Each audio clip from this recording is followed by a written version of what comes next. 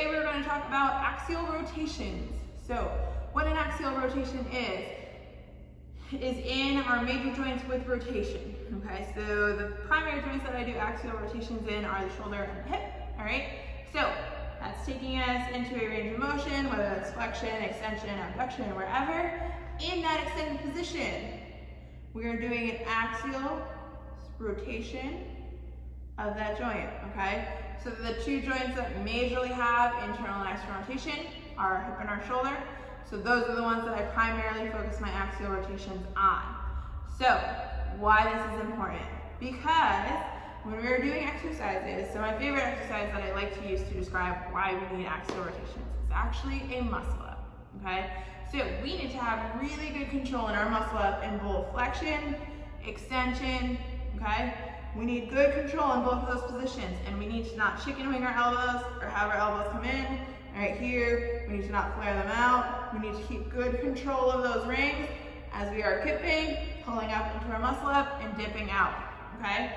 So we need to be able to control internal and external rotation well in both flexion and extension when we're doing a muscle up. Not that I can do a muscle up, but all of my athletes who can, they need to have good control over it, okay? So, in that end range of flexion, I want to be able to rotate my hand comfortably all the way out, okay? Or actually all the way in, so this is internal rotation, and comfortably rotate that hand all the way out into external rotation. And I want to be able to control it through my full available internal and external rotation, okay? Sometimes people think of axial rotations as kind of like a car. It is a little bit because we are, again, just using that available active range of motion and working into that active range of motion, okay? But it is position dependent. So we can do an axial rotation here, we can do an axial rotation here, we can do an axial rotation back here, okay? So we are joint dependent depending on what activity we're trying to do. If we're doing pull-ups, we may do axial rotations here. If we're doing bench press, we may do axial rotations here, okay? Another thing that I like to throw in for my axial rotations is closed chain versions, all right? So what closed chains means is that the end of our joint is at a stopping point, okay?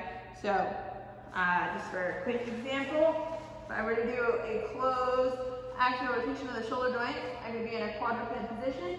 I'm loading that shoulder joint at the top and at the bottom, and I can still get a little bit of rotation in that joint, okay? So this would be a closed chain. I'm rotating my humerus on my scapula, but I'm in a closed, loaded position through that joint. All right? So we can do those mostly with the hip and the shoulder. Sometimes a closed chain on the wall, sometimes a closed chain on the rig, okay? Any of those options work. So yeah. As always, guys, check out our other videos.